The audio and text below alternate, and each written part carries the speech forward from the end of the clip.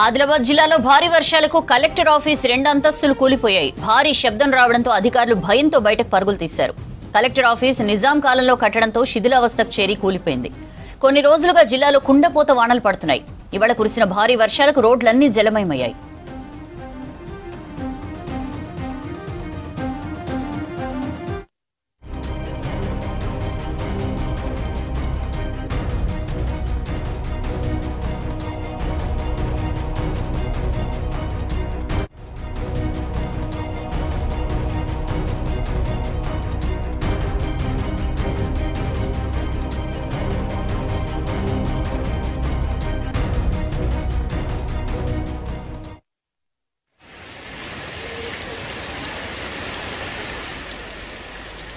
ఆదిలాబాద్ జిల్లా వ్యాప్తంగా భారీ వర్షం కురిసింది. ఉరుములు, మెరుపులు, పిడుగులతో కూడిన వర్షం పడింది.